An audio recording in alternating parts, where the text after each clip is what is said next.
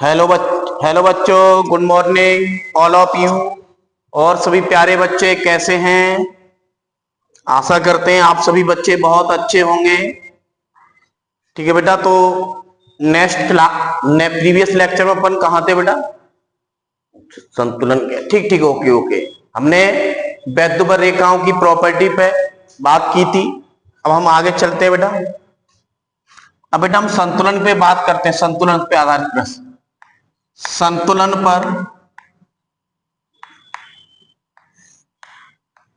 पर आधारित प्रश्न। ठीक, थोड़ा मैं एक दो क्वेश्चन डिस्कशन करूंगा, पहले कंडीशन समझना आपको, ठीक है? तो बेटा जैसे हम नॉर्मल बेस पे बात करते हैं, कोई भी आपका ब्लॉक है जिसे किसी स्ट्रिंग से कनेक्ट किया, स्ट्रिंग का मतलब है रस्सी से, रस्सी से क्या किया गया? कनेक्ट किया गया इसको, ठीक है? अब बेटा जैसे कोई भी ब्लॉक है रस्सी से कनेक्ट किया गया है, तो कोई भी ब्लॉक जैसे इसका मास m है फॉर एग्जांपल, तो कोई भी ब्लॉक है उस पर नीचे की तरफ क्या लगेगा बेटा? mg, W equal to mg, W equal to mg लगेगा। अब हम क्या करते हैं बेटा, W इक्वल टू mg लगेगा यहाँ। अब हम क्या करेंगे बेटा कि ये इस रस्सी में क्या आ जाएगा? टेंशन। ये ब्लॉक अपनी स्थिति पर अगर उपस्थित रहता है, इसका मतलब क्या है बेटा कि ये संतुलन में, संतुलन की शर्त ये, इसका टेंशन उसके भार बल के बराबर हो जाएगा, T इक्वल टू mg। तो हम बोलेंगे संतुलन की शर्त से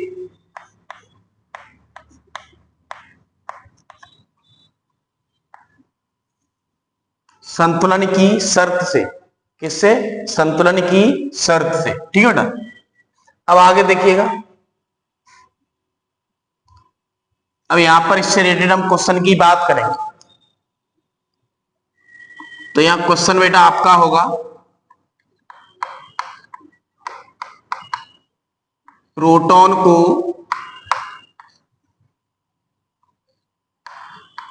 संतुलित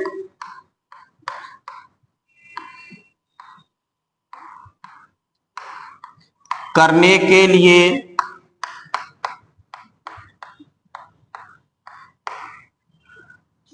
आवश्यक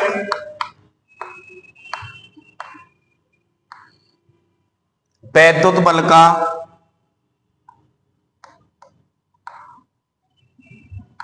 आवश्यक वैद्युत क्षेत्र का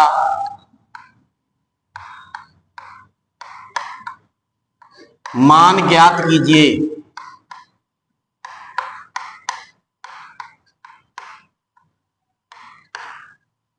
आवश्यक वैद्युत क्षेत्र का मान ज्ञात कीजिए, ठीक है बेटा? तो हम यहां पर देखते हैं, जैसे आपका देखो बेटा, ये कोई आपका प्रोटॉन है, तो प्रोटॉन का मास m है और इसका चार्ज है e। बेटा एक बात समझ में ले लीजिएगा कि जो प्रोटॉन होता है उसका जो आवेश है वो धनात्मक होता है। तो एक बात तो नॉर्मल है कि कोई भी चार्ज पार्टिकल नीचे की तरफ mg तो लगने ही वाला है।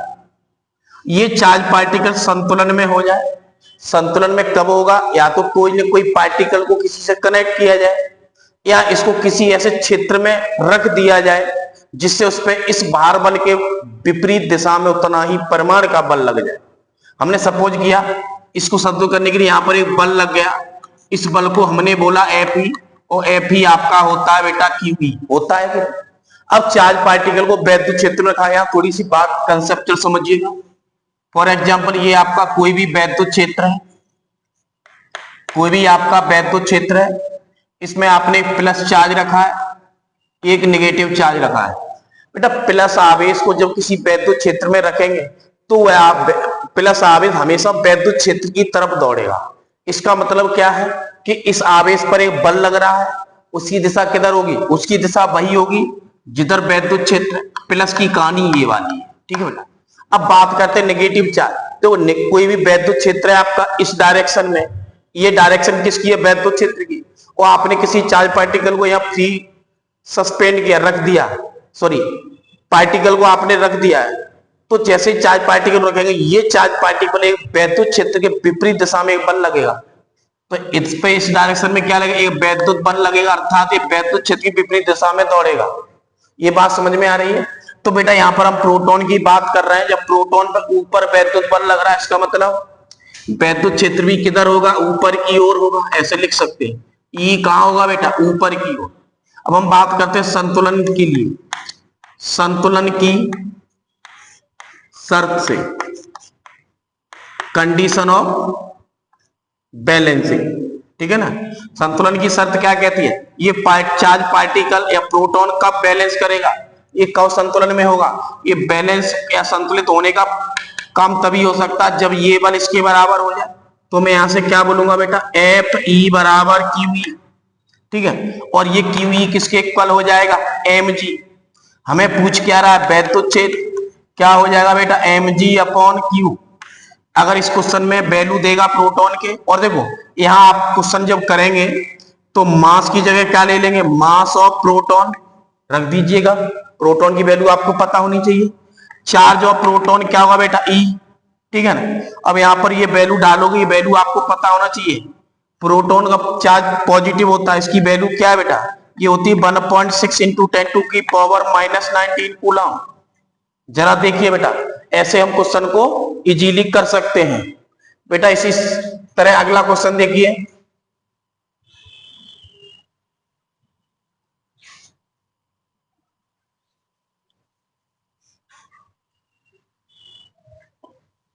ठीक है बेटा। कोई दिक्कत हो तो बोलिए बेटा, सबको समझ में आ रहा है। और सभी बच्चों से ये गुजारिश है, आप अगर इस चैनल पे पढ़ रहे हैं और आपको अगर क्लासेस पसंद आ रही हैं तो इस चैनल को आप कैरियर ऑफ फिजिक्स के नाम से जो हमारा चैनल है उसे आप सब्सक्राइब करें और लाइक करें।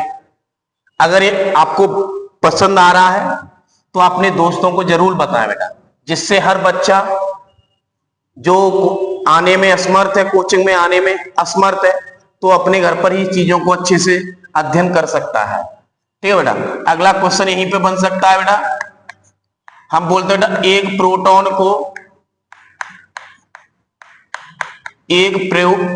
को संतुलित करने के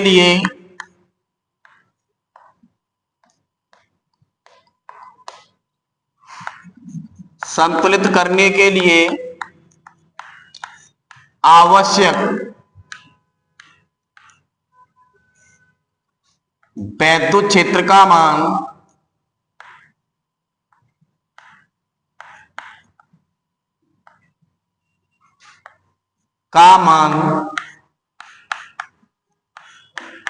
ज्ञात करो। आवश्यक वैद्युत क्षेत्र का मान ज्ञात करो, ठीक है बेटा। तो यहां पर देखिएगा सॉल्यूशन में क्या हो रहा है, तो देखो बेटा ये आपका कोई भी इलेक्ट्रॉन है, ठीक।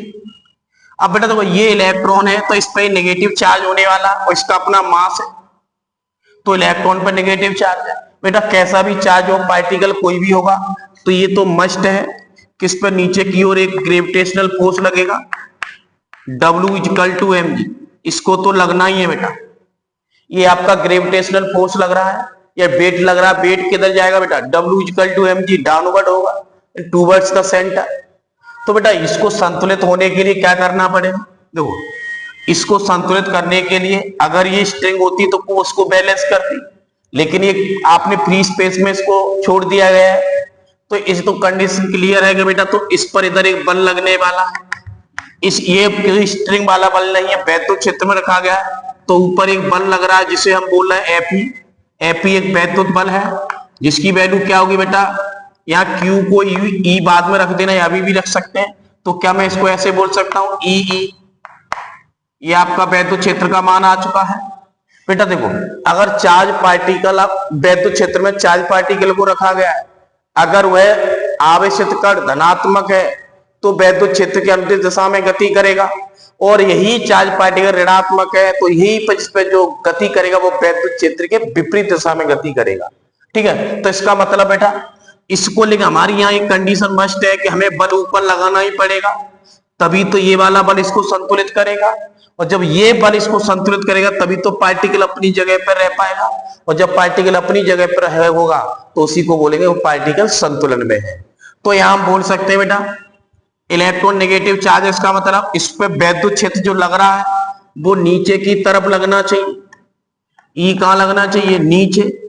ई नीचे लगेगा तो इसके विपरीत इलेक्ट्रॉन पे ऊपर क्या लगेगा? बल। अब हम बात करते हैं इलेक्ट्रॉन संतुलन के लिए, क्या बात करते हैं?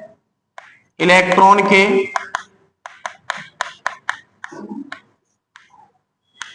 संतुलन के लिए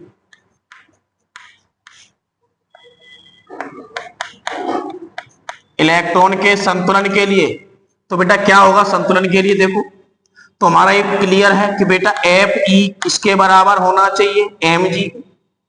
एफ ई है क्या बेटा? ई इक्वल टू क्या होना चाहिए? एम जी।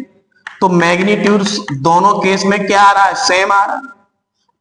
ठीक है बेटा, वहां पर वैद्युत क्षेत्र किधर आ रहा था? ऊपर आ रहा था।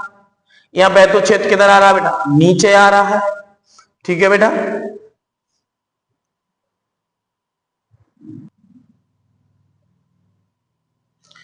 ठीक है बेटा, समझ आ गया। नेक्स्ट टॉपिक आगे चलते हैं बेटा। ये टॉपिक बहुत इंपॉर्टेंट है, यहां से क्वेश्चन आता ही आता है। तो देखिए बेटा यहां पर एक टॉपिक है, अब हम बोलते हैं बेटा वैद्युत द्विध्रुव। वैद्युत द्विध्रुव इसको बोलेंगे इलेक्ट्रिक डायपोल। ओके बेटा, इसको क्या बोलेंगे? Electric dipole. तो समझने की कोशिश करिए इलेक्ट्रिक डायपोल क्या होता है। देखो बेटा जैसे आपका कोई भी, जैसे यहां पर आपने कोई पॉजिटिव चार्ज रखा है, यहां आपने कोई नेगेटिव चार्ज रखा है, तो बेटा ये पॉजिटिव और नेगेटिव चार्ज को जब हम स्मॉल डिस्टेंस पर रखते हैं, सूक्ष्म दूरी पर रखते हैं, तो वैद्युत द्विध्रुव की रचना करते हैं। तो क्या होगा? जब परिमाण में समान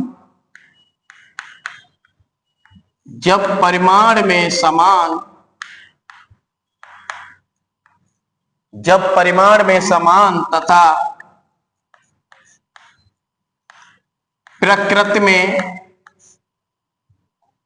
प्रकृति में विपरीत, जब परिमाण में समान तथा प्रकृति में विपरीत दो आवेशों को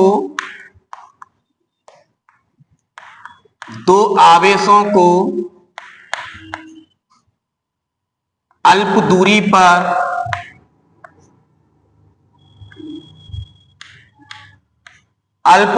पर रखा जाता है। क्या बोला बेटा? अल्प दूरी पर रखा जाता है तो वह, जब परिमाण में समान तथा प्रकृति में विपरीत दो आवेशों को अल्प दूरी पर रखा जाता है तो वे एक वैद्युत द्विध्रुव की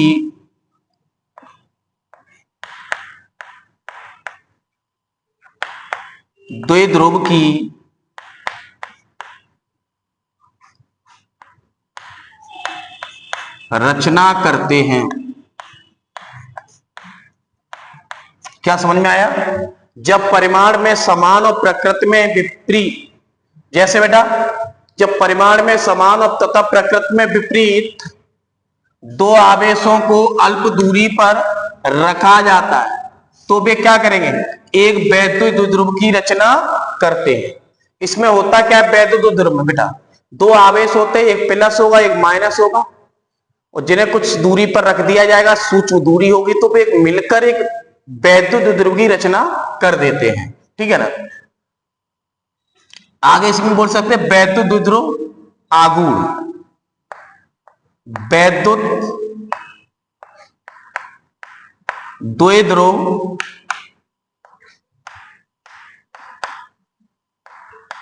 वैद्युत द्विध्रुव आघूर्ण, इसको बोलते हैं इलेक्ट्रिक डायपोल मूवमेंट। ठीक है ना, इलेक्ट्रिक डायपोल मूवमेंट।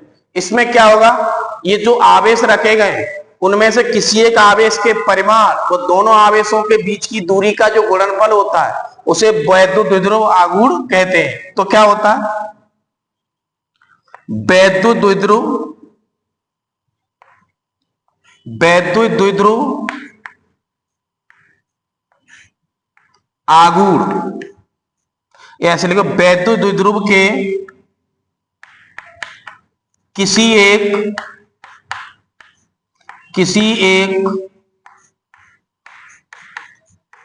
आवेश के परिमाण तथा दोनों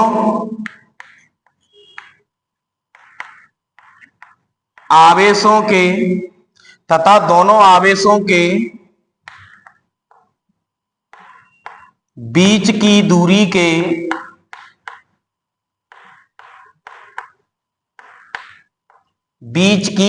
के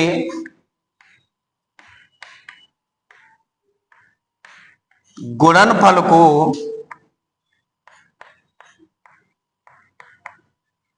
वैद्युत द्विध्रुव आघूर्ण कहते हैं। ठीक बेटा, ये आपकी डेफिनेशन है। ठीक है, ये आपकी डेफिनेशन है वैद्युत द्विध्रुव आघूर्ण की। यानी जो आवेश आपका वैद्युत द्विध्रुव बनाएंगे तो उन वैद्युत द्विध्रुव बनाएंगे तो उनमें से किसी एक आवेश का परिमाण और दोनों आवेशों के बीच की दूरी का जो गुणनफल होता है उसे वैद्युत द्विध्रुव आघूर्ण कहते हैं। बेटा देखिएगा, फॉर एग्जाम्पल जैसे ये आपका माइनस क्यू चार्ज है, ये आपका प्लस क्यू चार्ज है। ओके, और हमने बोला ये दोनों आवेशों के बीच की दूरी 2l जो अल्प है, ये दूरी जो 2l है वो क्या है बेटा, अल्प दूरी है। तो हमने डेफिनेशन क्या, वैद्युत द्विध्रुव आघूर्ण। ठीक है, वैद्युत द्विध्रुव आघूर्ण कहते हैं, यहां बढ़ा सकते हैं इसे P से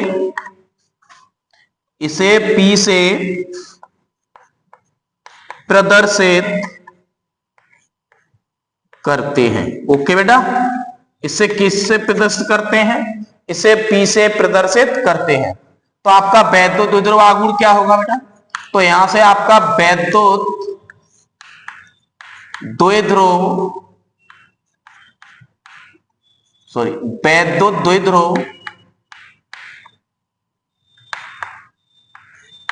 आघूर्ण,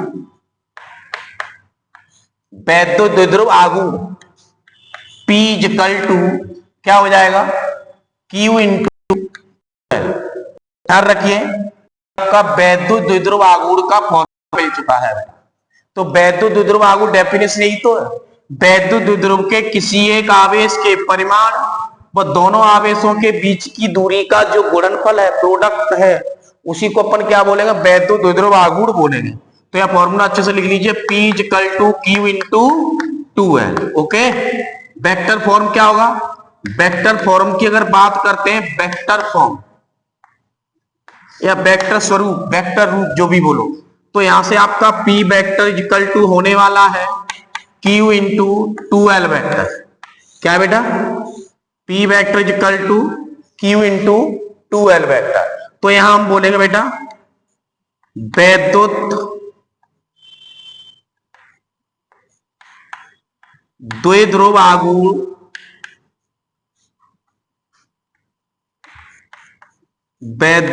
आघूर्ण एक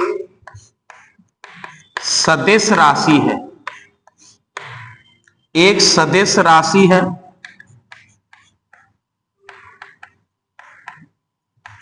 जिसकी दिशा,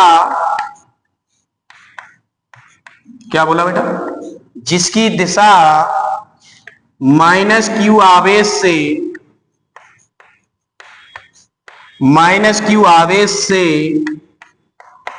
प्लस क्यू आवेश की ओर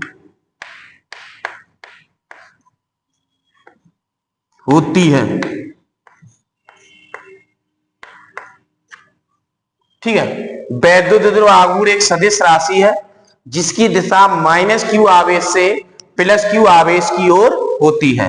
तो यहां पे हम दिखा सकते हैं बेटा, ये माइनस है, ये प्लस है, तो वैद्युत द्विध्रुव आघूर्ण की दिशा ये हो जाएगी। कहां से कहां? माइनस क्यू से प्लस क्यू की ओर इसकी दिशा होगी।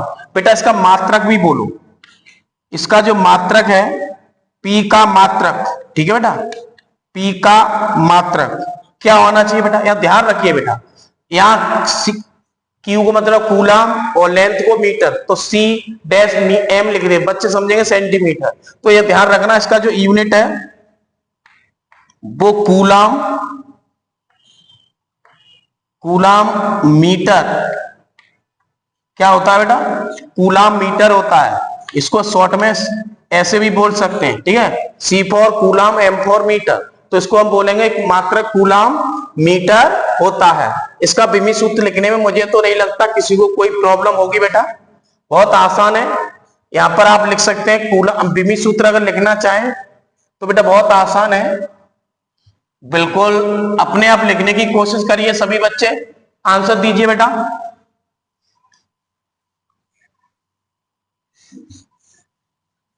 आंसर दीजिए बेटा, कमेंट करिए, कमेंट करिए। वैद्युत द्विध्रुव आघूर्ण का विमी सूत्र लिखिए बेटा। हाँ, एक बच्चे ने आंसर दिया है बेटा, ठीक है। देखो P इक्वल टू फॉर्मूला क्या होता है? Q into 2L। विमी सूत्र क्या होगा? चार्ज का क्या होता है बेटा? AT। इसका क्या है बेटा? L, तो ये क्या हो जाएगा बेटा? ATL, ठीक है बेटा, ये इसका विमी सूत्र बेटा, ध्यान रखिएगा। काफी बच्चों ने इसका आंसर बेटा करेक्ट आंसर दिया है, वेरी गुड, वेरी गुड, बहुत अच्छे। आगे चलिए बेटा, काफी बच्चों ने आंसर दिया था, ठीक, ओके। नेक्स्ट देखिए बेटा, अब इस पर रिलेटेड हम कुछ क्वेश्चन करने की कोशिश करते हैं बेटा। तो क्वेश्चंस बेटा देखिए, यहीं पर एग्जांपल है, क्वेश्चनों की अपने पास कमी नहीं है बेटा, बस आप लोगों को इंटरेस्ट आना चाहिए, ठीक है बेटा, आपको इंटरेस्ट आना बहुत जरूरी है क्वेश्चंस में। देखो बेटा, बच्चों का क्या होता है, बच्चे सोचते हैं कि हम थ्योरी कर लेंगे फिजिक्स की, तो फिजिक्स एक बहुत ही कंसेप्चुअल टॉपिक होता है, कंसेप्चुअल सब्जेक्ट है। तो आपको देखो पहले सब थ्योरी को समझिएगा, फॉर्मूले को फोकस करिएगा, और उसका एप्लीकेशन क्या है उन चीजों को बहुत अच्छे समझिएगा। जब मैं जो चीजें बता रहा हूं वो जो डाटा जब आपके दिमाग में सेव होगा, उनको पहले जाके नोट्स को रिवाइज करिएगा। अगर ये चीजें आपके दिमाग में आ जाएंगी, फिर आप नई नई प्रॉब्लम्स को अपने थॉट के अकॉर्डिंग डील कर सकते हैं। तो ऐसा नहीं है केवल रट के इस सब्जेक्ट में आप पार पा सकते हैं, ये मुझे नहीं लगता कि ऐसा हो सकता है। तो आप सभी बच्चे इस टॉपिक को एक तरफ से पढ़िएगा, और इसका रिलेशन बहुत ज्यादा होता है एक चैप्टर का दूसरे चैप्टर से, ठीक है बेटा। तो इसी तरह अगर प्रॉब्लम को देखते हैं बेटा, यहां पर एक चार्ज हमने प्लेस किया है, यहां पर हमने बोला एक चार्ज Q है बेटा, एक चार्ज हमने बोला बेटा यहां पर Q है, ये पॉइंट O है, ठीक है। यहां पर हमने बोला हमने -2Q चार्ज रखा है, तो ये बोल रहा है वैद्युत द्विध्रुव आघूर्ण का मान ज्ञात करो। परिणामी वर्ड बोलिए, परिणामी, ओके, परिणामी वैद्युत द्विध्रुव का मान ज्ञात कीजिए। बहुत प्यारा क्वेश्चन है, समझने की कोशिश करिए बेटा, ठीक है। तो ये कह रहा बेटा परिणामी वैद्युत द्विध्रुव का मान ज्ञात कीजिए। तो देखो बेटा, डेफिनेशन जो हमने वैद्युत द्विध्रुव की बताई है बेटा, उसमें ये बताया था जैसे ये दो चार्ज हैं, this is a -Q charge and this +Q charge, ये आपका नेगेटिव चार्ज है ये आपका पॉजिटिव चार्ज है। तो बेटा ये दोनों के बीच की दूरी क्या थी बेटा 2l। ये इसकी डिस्टेंस बिटवीन टू चार्जेस, दोनों आवेशों के बीच की दूरी है बेटा। ये दूरी भी कैसी बोली गई थी, अति अल्प है। तो इसका फॉर्मूला आता था बेटा P equal to Q into 2l, यानी एक चार्ज लिया जाता था। यहां प्रॉब्लम यह है बेटा कि आपका यहां -2Q चार्ज है, यहां +Q चार्ज है, तो कैसे एडजस्ट करें। तो बड़ा ही प्यारा क्वेश्चन है, समझने की कोशिश करिएगा बेटा। देखो उसने ऐसे दिया है आपको क्वेश्चन में, ठीक है बेटा, यहां +Q चार्ज प्लेस किया है, रखा है, यहां +Q चार्ज रखा है, यहां -2Q को बेटा तब देखिएगा, क्या मैं इसको -Q लिख सकता हूं? बिल्कुल लिख सकते हैं सर। तो यहां क्या होगा -Q। अब बेटा एक कहेगा मैं आपके साथ हूं, दूसरा कहेगा भैया मैं आपके साथ हूं। अगर आप यहां हो तो आपको मैं पेयर जरूर बना दूंगा। तो ये माइनस की वजह से इधर आएगा, पैर ध्रुव आगुण, इसको मैं P1 वेक्टर बोल रहा हूं। ये दूरी क्वेश्चन में नहीं दिया, इसको D बोल दीजिए बेटा, कोई T ले लीजिएगा। ये P1 वेक्टर, तो इधर मैं क्या बोलता हूं बेटा P2 वेक्टर। अब P1 की वैल्यू अगर मैग्नीट्यूड की देखते तो क्या होगा, Q इंटू डी होगा कि नहीं? क्या मैं इसे QD बोल सकता हूं बेटा?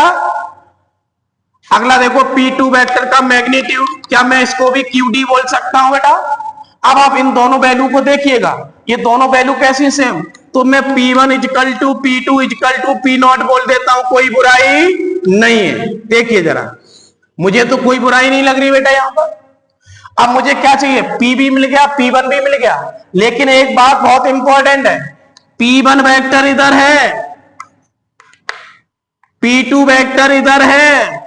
जरा देखो बेटा, ये एंगल कितना है 90, परिणामी यहां कहीं आएगा बेटा P नेट का। ये जो P1 P2 है इनका परिणामी ये आएगा। यही फॉर्मूला अगर मैं लगा देता हूं, under root of P1 square plus P2 square plus 2P1 P2 cos 90, ये बेटा टर्म क्या हो जाएगा, 0 हो जाएगा। तो समझने की कोशिश करिए, अंडर रूट ऑफ, क्या मैं P1 को P0 बोल सकता हूं, P2 को भी तो P0 बोल सकता हूं। तो P0 स्क्वायर क्या हो जाएगा 2P0 स्क्वायर, आउटर में लाएंगे बेटा √2P0 आएगा। इस तरह इसका जो फाइनल आंसर आने वाला है √2QD आएगा बेटा। ये बेटा इसका फाइनल आंसर आ गया है √2QD। यहां शायद नहीं दिख रहा बच्चों को, इधर देखिएगा, इसका जो फाइनल आंसर है P नेट, ये आपको सॉल्व करके √2P आएगा, P0 वैल्यू डालेंगे √2QD, आंसर आ जाएगा बेटा। बेटा आप लोगों को समझ में आ रहा है? Any problem? किसी भी विद्यार्थी को कोई प्रॉब्लम हो तो बेटा कमेंट करिएगा। नेक्स्ट देखिए बेटा, नेक्स्ट देखिएगा,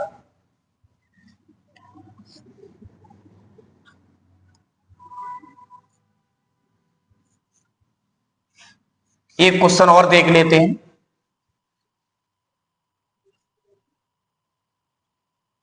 एक क्वेश्चन और देख लीजिए बेटा। ये आपका कोई एक्स एक्सिस है, यहां आपका +Q है, यहां आपका +Q है, ये D है, ये D है, यहां पर -2Q रखा गया है। अब बोलेगा परिणामी, क्या बोला, परिणामी वैद्युत द्विध्रुव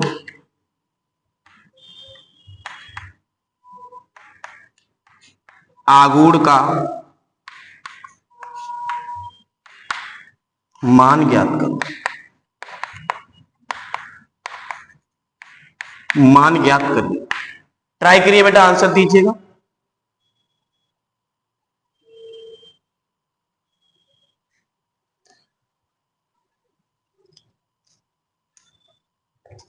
ठीक है बेटा, आंसर दीजिएगा।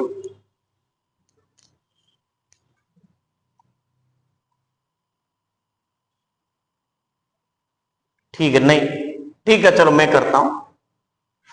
अब बेटा देखिए, सॉरी यहां पर एक +Q चार्ज और प्लेस करना था, ठीक, सॉरी यहां नहीं, कोई यहां जरूरत नहीं, सॉरी, ठीक ये रखा। देखो बेटा, अब बहुत प्यारा क्वेश्चन है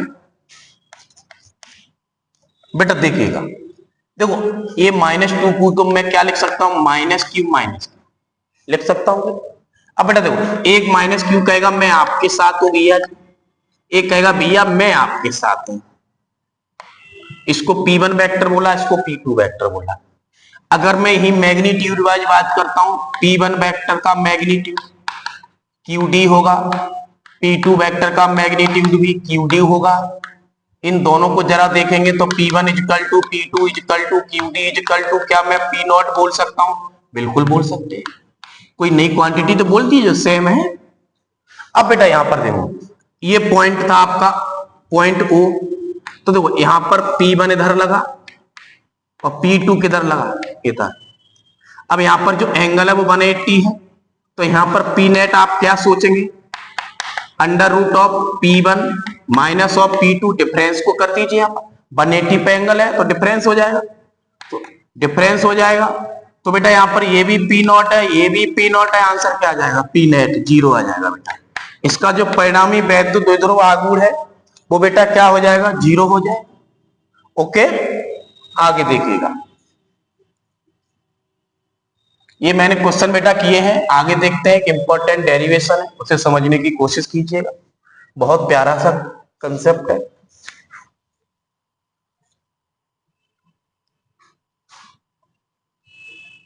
ठीक है,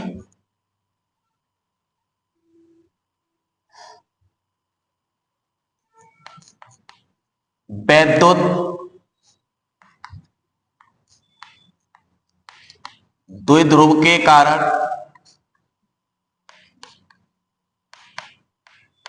वैद्युत द्विध्रुव के कारण अच्छी स्थिति पर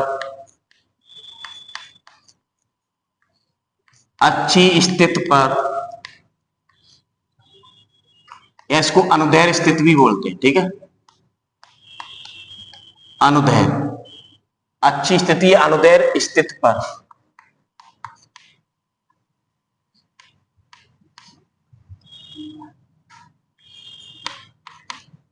वैद्युत क्षेत्र की तीव्रता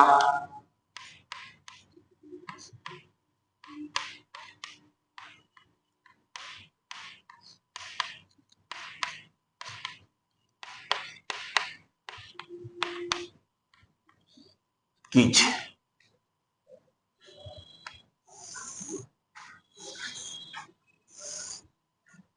वैद्युत द्विध्रुव के कारण अच्छी स्थिति पर वैद्युत क्षेत्र की तीव्रता ज्ञात कीजिएगा। ठीक है, तो बेटा देखो,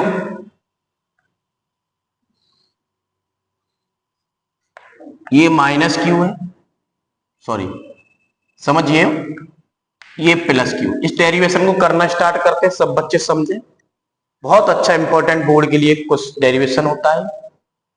ठीक है बेटा, तो देखो हमने यहां बोला ये वैद्युत द्विध्रुव है जिसकी लेंथ क्या है, 2 है। ठीक है ना, ये पॉइंट हमने मिड पॉइंट बोल दिया, और वैद्युत द्विध्रुव आगुड़ी दिशा किधर होगी, माइनस से प्लस की होगी। अच्छी स्थिति का मतलब बेटा ये कह रहा है दोनों आवेशों को मिलाने वाली रेखा के अनुदिश कोई बिंदु होगा, उस बिंदु पर वैद्युत क्षेत्र की तीव्रता ज्ञात करनी है, तो उसी बिंदु को हम अच्छी बिंदु कहते हैं। तो हमने सपोज किया कि ये कोई पॉइंट P है, क्या है P, इसके मिड पॉइंट से टोटल 2L है, तो यहां से क्या होगा बेटा, इस लेंथ को क्या बोल देंगे, L, इसको भी क्या बोलेंगे, L, लेकिन ये डिस्टेंस यहां से क्या हो जाएगी, R।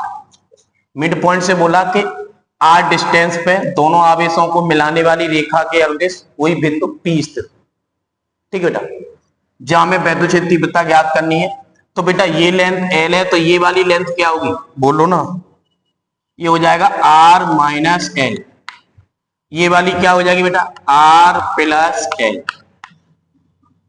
इसकी वजह से वैद्युत क्षेत्र किधर होगा, E प्लस Q इधर होगा। पॉजिटिव चार्ज की वजह से इलेक्ट्रिक फील्ड यानी वैद्युत क्षेत्र किधर होता है, दूर की ओर होता है बेटा। माइनस की वजह से किधर होता है, वो खुद की ओर होता है, E minus Q vector. Okay बेटा, तो समझ लीजिए, कोई दिक्कत हो बताइए। हमने क्या किया, दो आवेशों को लिया, बहुत सारा टर्म है तो आपको थोड़ा लग रहा हो तो ध्यान से बनाना है इसको। ठीक है बेटा, तो हम इसको कैसे बोलेंगे, लिखो, हम बोल लिखेंगे बेटा, माना दो बिंदु आवेश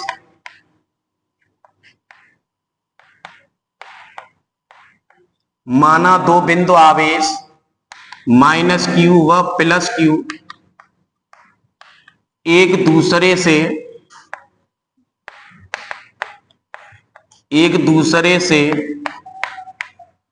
2l दूरी पर स्थित है, 2l दूरी पर स्थित है, जो एक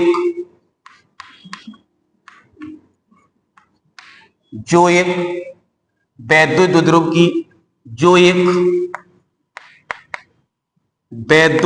की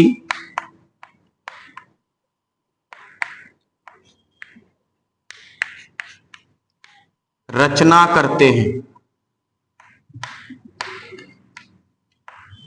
ठीक बेटा, इस वैद्युत द्विध्रुव के कारण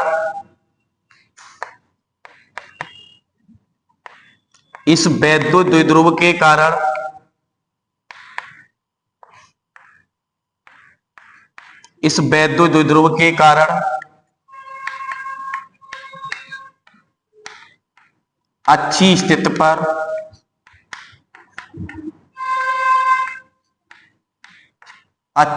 पर कोई बिंदु P स्थित है, जहां हमें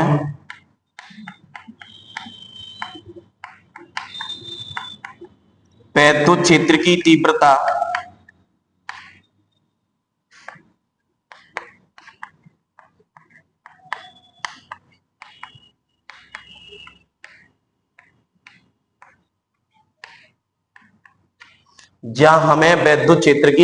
ज्ञात करनी है। ठीक है बेटा, ये पूरा मैंने बता दिया, इसको आप अच्छे से लिखिएगा। अब नई लाइन से लिख दें, वैद्युत द्विध्रुव आघूर्ण।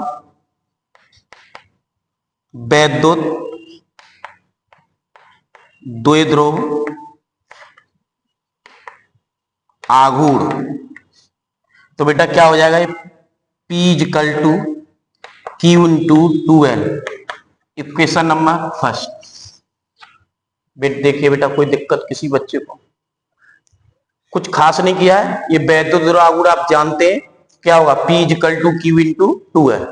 अब हम बेटा बोलेंगे प्लस Q आवेश के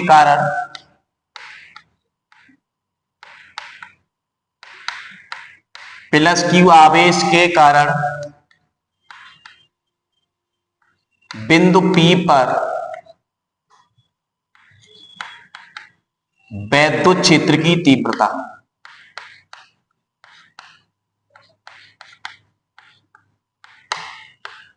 ठीक है बेटा, तो बेटा क्या होगा, प्लस क्यू, तो E प्लस क्यू, मैं वेक्टर फॉर्म ले लेता हूं, मैग्नीट्यूड लेना चाहो तो मैग्नीट्यूड बोल सकते हैं। ठीक, वेक्टर फॉर्म में देखेंगे बेटा, तो क्या होगा, प्लस की वजह से, इसकी वजह से यहाँ चार्ज, फॉर्मूला क्या होता है बेटा, 1/4 पाई एप्सिलॉन नॉट।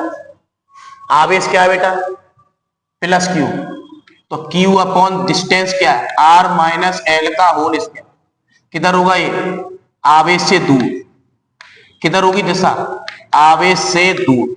क्या मेरी बातें समझ पा रहे हैं बेटा, ये जो पॉजिटिव चार्ज होगा, पॉजिटिव चार्ज की वजह से इलेक्ट्रिक फील्ड लाइन क्या होगी, दूर जाएंगे। इसका अगर मैग्नीट्यूड की मैं बात करता हूं तो क्या हो जाएगा, 1/4 pi epsilon not Q upon R minus L का होल स्क्वायर। क्या मैं इसके इक्वेशन सेकंड बोल सकता हूं, बिल्कुल बोल सकता हूं। इसको अपन ने क्या बोला बेटा, इक्वेशन सेकंड बोला। नेक्स्ट अपन चलते हैं बेटा, माइनस Q आवेश के कारण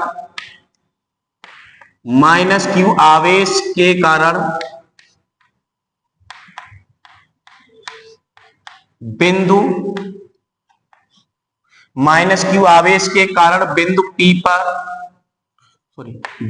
P पर वैद्युत क्षेत्र की तीव्रता।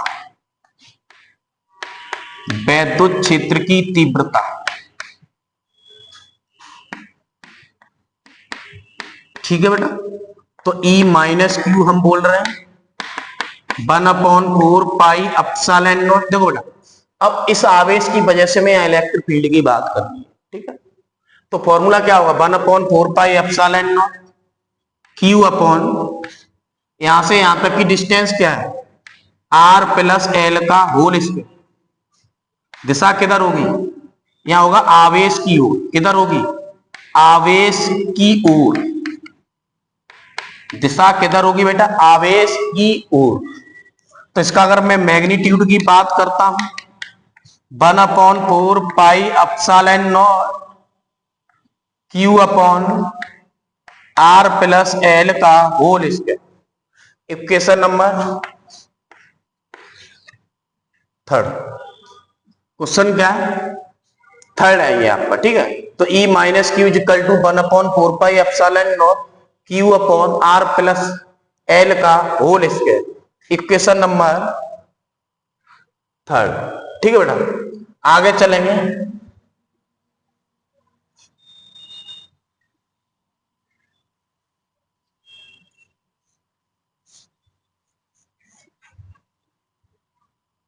ठीक है, आगे चलिए बेटा। अब बेटा आपको चीजें समझना है।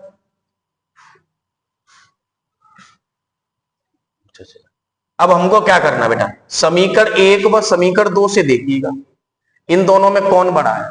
आपको पता चल गया समीकरण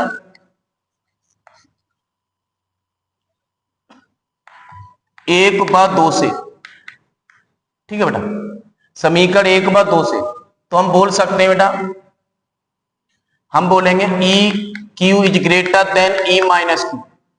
ये कंसेप्ट लग रहा है कि जो माइनस क्यू के कारण प्लस क्यू आवेश के कारण जो वैद्युत क्षेत्र है वो ग्रेटर है किससे, इससे, क्योंकि इसका हर क्या है, बड़ा है, इसका हर क्या है, छोटा। जिसका हर छोटा वो क्या होगा, बड़ी वैल्यू हो जाएगी। तो यहां पर बोलेंगे ई अच्छी, अच्छी का मतलब बिंदु पी पर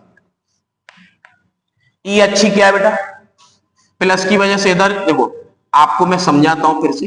ये माइनस क्यू चार्ज था, ये प्लस क्यू चार्ज था। यहां आपका कोई पॉइंट था, इसकी वजह से इधर था वैद्युत क्षेत्र, इसकी वजह से इधर था वैद्युत क्षेत्र, ई प्लस क्यू, ठीक है ना। ठीक है, ये सिचुएशन है। तो अब क्या करेंगे, E plus Q minus E minus Q, ये आपका वैद्युत क्षेत्र है। आपको बड़े में से छोटा क्या करना है बेटा, घटा दीजिएगा। तो ये आपका ई अच्छी, तो ई अच्छी, अच्छी स्थिति बोलते हैं इसको। वैद्युत तीव्रता क्या होगी बेटा, 1/4 pi epsilon not Q upon R minus L का होल स्क्वायर। हाँ यही होगा, हाँ यही होगा, negative of 1/4 pi epsilon not Q upon R plus L का होल स्क्वायर। बेटा यहां पर आपको कुछ चीजें कॉमन जरूर मिल रही होंगी। क्या कॉमन मिल रहा है, Q upon 4 pi epsilon naught 1/आर माइनस एल का whole square minus of R plus L का होल स्क्वायर। यहां तक किसी बच्चे को ये सिंपल कैलकुलेशन है, कोई खास इसमें इशू नहीं है। आपको या मैं हूं अगर कैलकुलेशन सही कर रहे हैं तो हम बिल्कुल लास्ट फाइनल आंसर पर बिल्कुल सही जगह पहुंच जाएंगे, ठीक है बेटा। अब यहां पर आपको क्या करना है, आपने कॉमन ले लिया है, ई अच्छी का वही सिचुएशन आगे बढ़ाते हैं बेटा। यहां Q/4 पाई एप्सिलॉन नॉट को लीजिए कॉमन, इसका इधर कर दीजिए R प्लस एल का whole square, R minus L का whole square, R minus L और R प्लस एल का होल स्क्वायर, ठीक है बेटा, ये होगा ना। आगे चलिएगा, नेक्स्ट इधर आइए।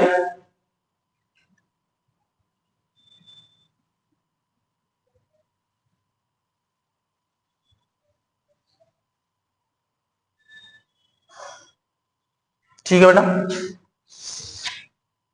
आगे आपको क्या देखना है, ई अच्छी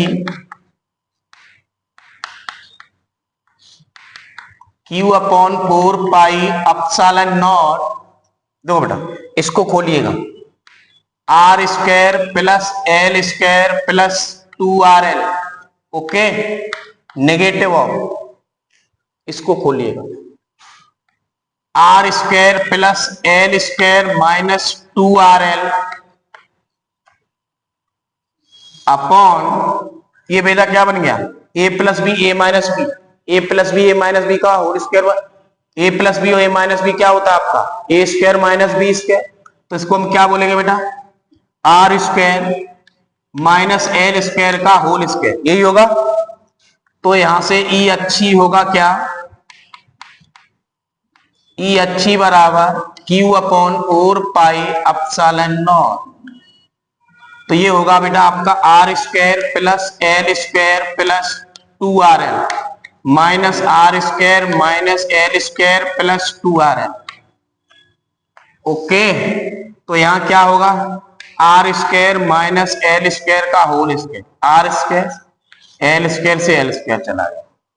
तो ई अच्छी क्या होने वाला है, ई अच्छी बराबर Q upon 4 pi epsilon naught, ये हो जाएगा 4rl upon R square minus L square का होल स्क्वायर। अब बेटा इसी को देखिएगा और देखे होंगे ई अच्छी इजकल टू, क्या मैं बेटा इसको ऐसे लिख सकता हूं 1 अपॉन 4 पाई एप्सिलॉन नॉट, इसको मैं 2 इंटू सॉरी एक 2 यहां 4 को 2 इंटू 2 लिखा, 2 यहां कर दिया, अगला क्यू इंटू 2l एक यहां बैठा दिया, बाहर आर रह गया, upon R square minus L square का होल स्क्वायर। बेटा समझने की कोशिश करिए, ये 4 है इसको 2 लिख सकते हैं, 2 इंटू 2 तो एक 2 ये रहा, ये 2 ये रहा, ठीक है। Q इंटू 2l बन के P बन जाएगा। तो यहां पर हम क्या बोलेंगे, ये क्या बन गया आपका P हो जाएगा। ये वैल्यू बेटा देखिए जरा, ये जो वैल्यू है वो है क्या बेटा, ये P है।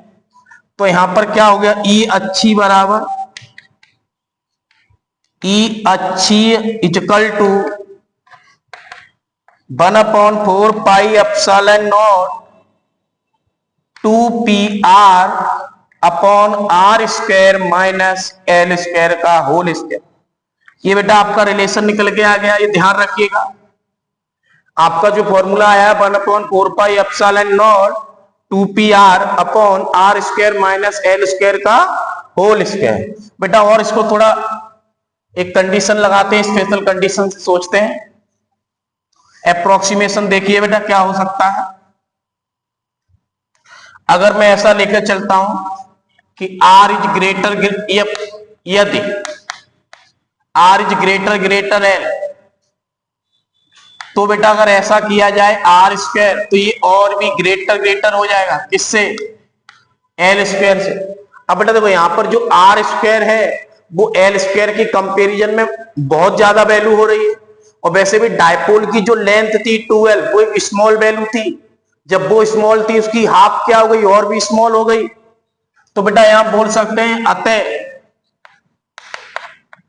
अतः आर स्क्वायर की तुलना में एल स्क्वायर को छोड़ने पर, क्या बोला बेटा, अतः आर स्क्वायर की तुलना में एल स्क्वायर को छोड़ने पर, तो हमारा क्या होगा बेटा, ई अच्छी equal to 1 upon 4 pi epsilon not,